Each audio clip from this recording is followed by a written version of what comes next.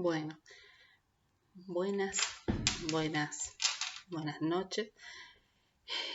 Vamos a dar inicio a la clase que sería número 14. Estamos desarrollando ya la unidad 3.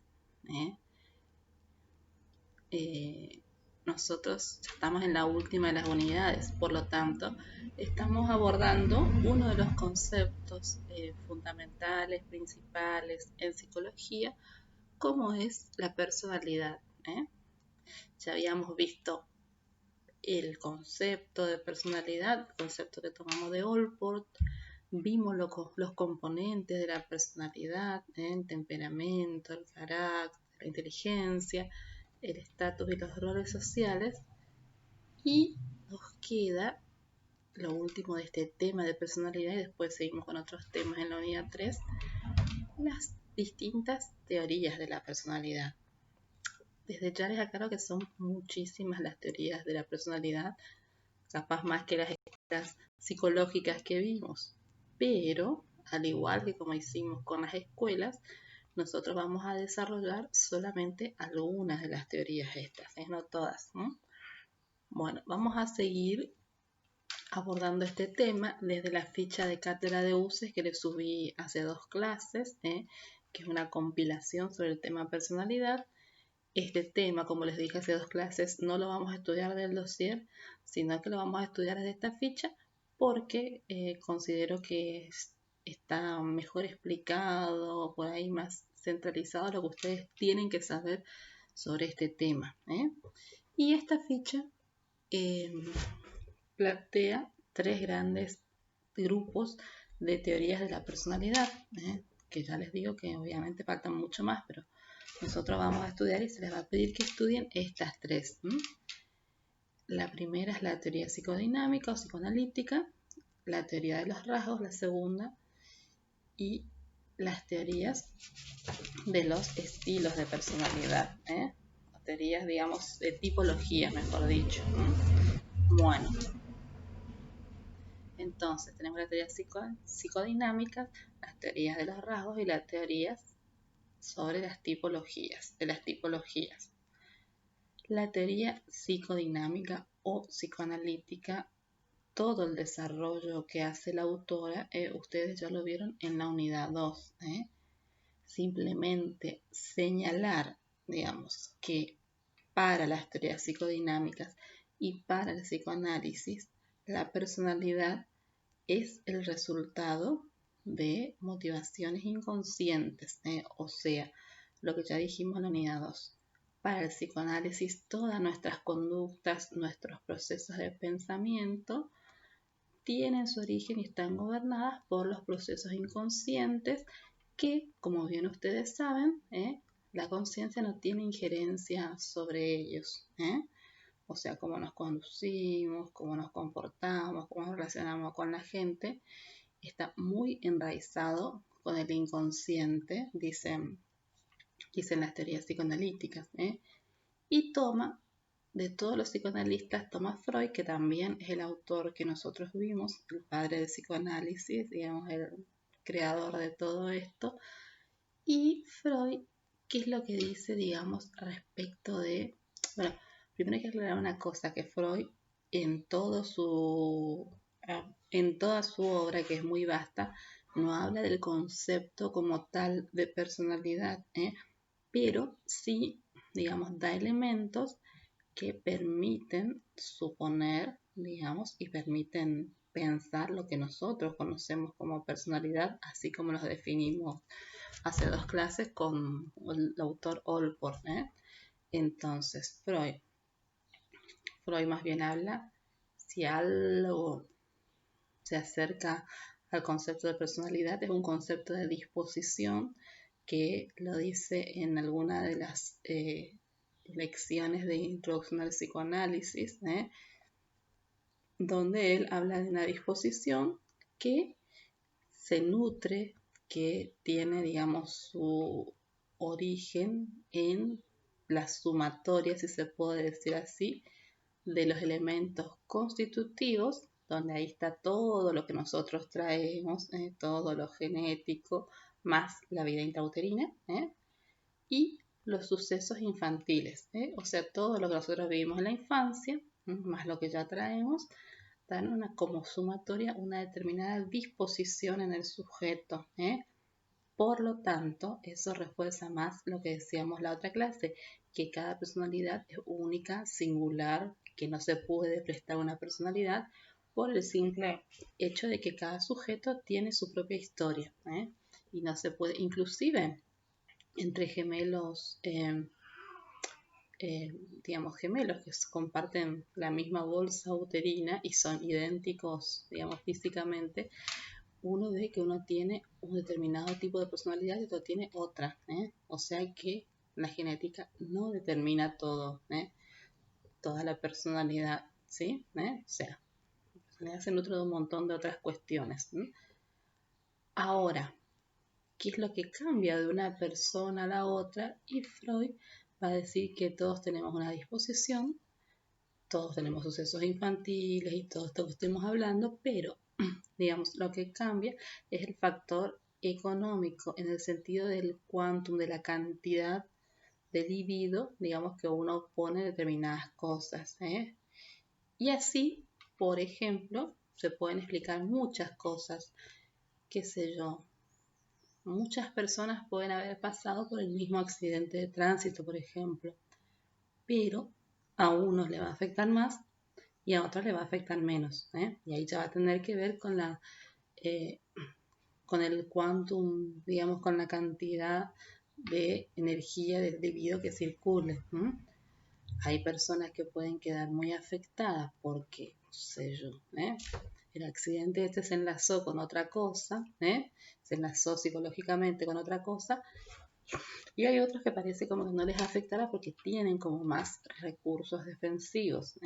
Entonces, la disposición que la tenemos todos, pero la cuestión económica, digamos, de la cantidad es lo que va a ir variando en cada sujeto, ¿sí? En una separación de pareja vemos casos que uno queda más afectado que otro porque la separación en sí se inscribe de distinta manera, o sea, uno puede estar con una pareja toda su vida con conflictos y todo, qué sé yo, pero a uno de los dos separarse le afecta más que al otro, Y no pasa con que se fue el amor o no se fue el amor, sino que pasa muchas veces que en algunos sujetos la constitución del objeto psicológico pareja conlleva muchas cosas que uno piense que era para toda la vida. Uno puede pensar un montón de cosas según lo que tenga incorporado. Entonces, digamos, a veces en dos personas vemos a uno más afectado que otro.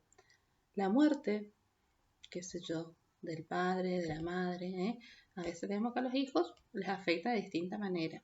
O sea, por eso les digo, hay sucesos que son objetivos, que les pasan a todos por igual. Sin embargo, digamos, la capacidad de respuesta va a depender de la disposición, o sea, de la personalidad de cada sujeto, cómo puede responder a ello.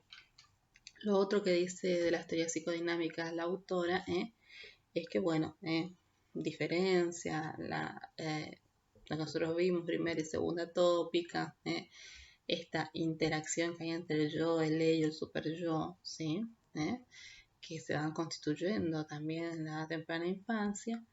Y también dice que la personalidad, según el psicoanálisis, es también el resultado de el atravesamiento por las distintas etapas de evolución psicosexual que ustedes estudiaron y el complejo de Edipo, como tal, que como dijimos en la otra clase, el complejo de Edipo se lo atraviesa, pero de algún modo resuena, porque como es a nivel inconsciente, de algún modo esto vuelve, digamos, en la vida adulta, generalmente con las elecciones de pareja. Bueno, eso en cuanto a la teoría psicodinámica o psicoanalítica. El segundo grupo de teorías que desarrolla esta autora es el grupo de teorías conocido como teoría de los rasgos.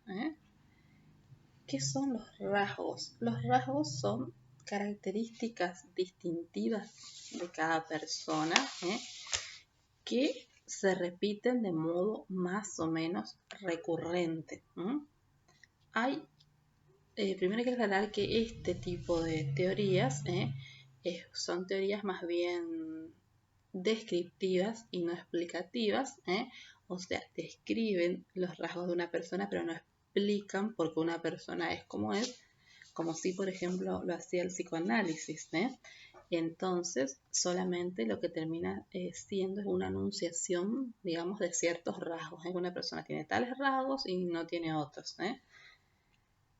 Hay muchas teorías de rasgos. Acá la autora, la compiladora, toma para ejemplificar, digamos, los 5 rasgos que son los que más o menos se repiten a la hora de estudiar, ¿sí? Para poder caracterizar a una persona.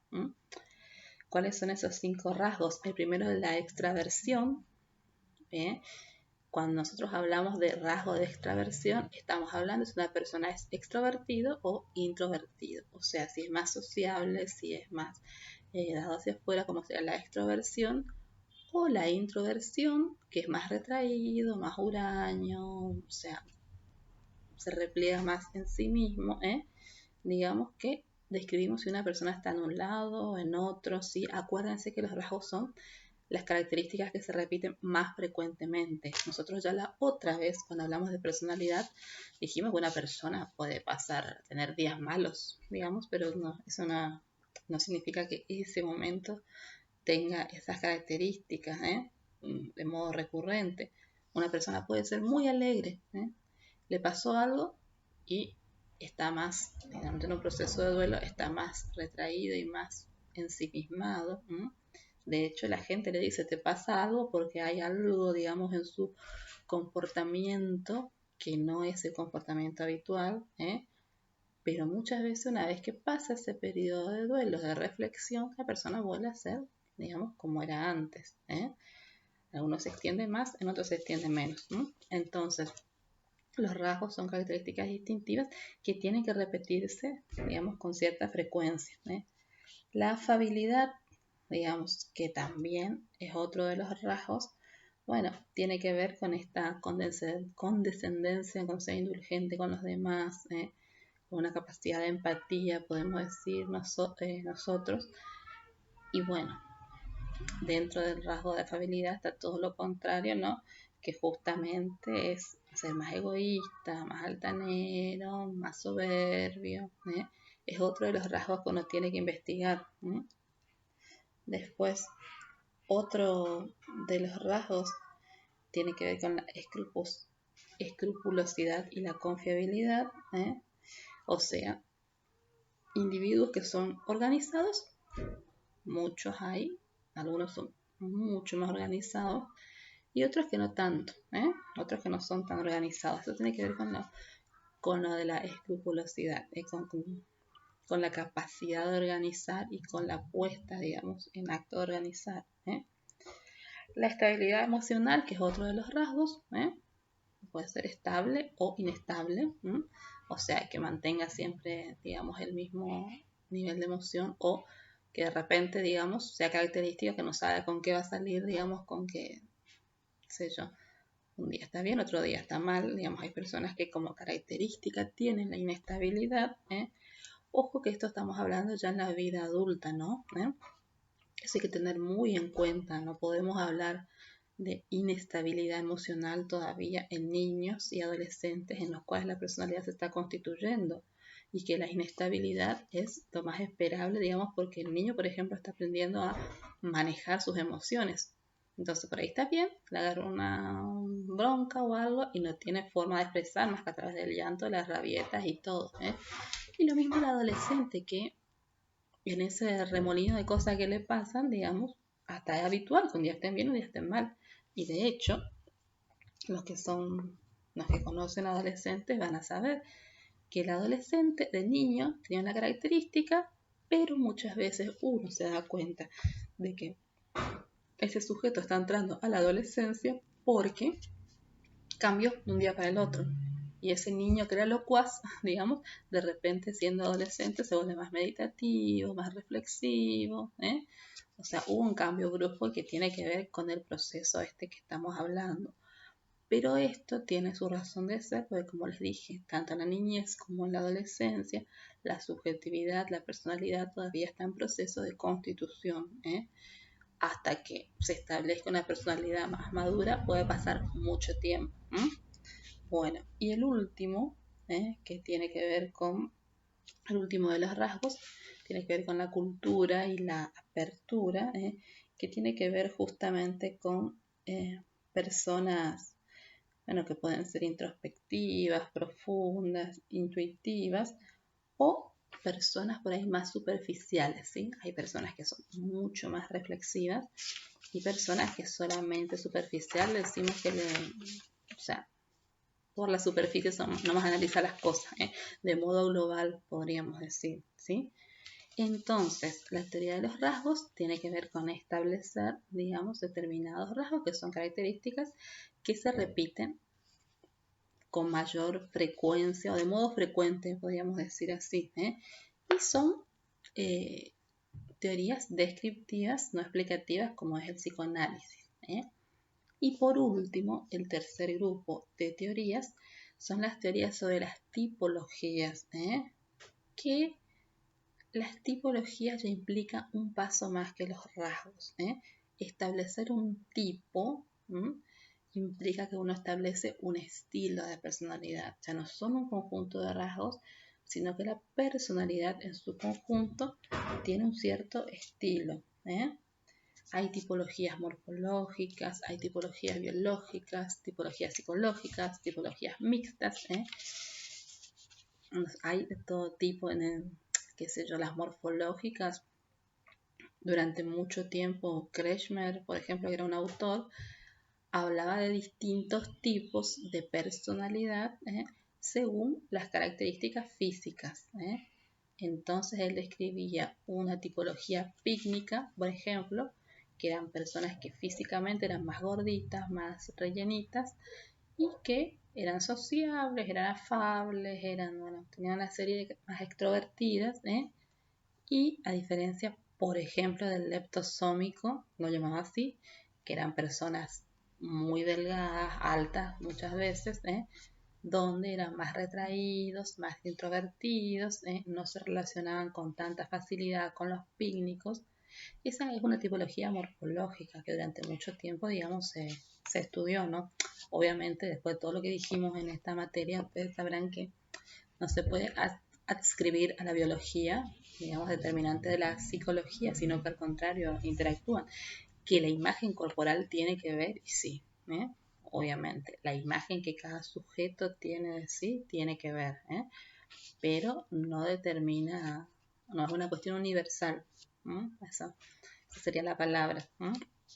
¿Qué quiere decir que tiene que ver? Una persona a lo mejor teniendo sobrepeso se siente insegura, digamos, y adelgazando adquiere más seguridad de sí, pero tiene que ver con otras cosas eso. Hay personas con sobrepeso que son muy seguras, digamos, o sea, tiene que ver con cada uno y con cada personalidad, cómo se fue, digamos, de algún modo desarrollando o constituyendo. Bueno, con respecto a las teorías sobre las tipologías, la autora toma un ejemplo que es la tipología de Holland, donde Holland establece 6 estilos de personalidad, que son interesantes por ahí de pensar.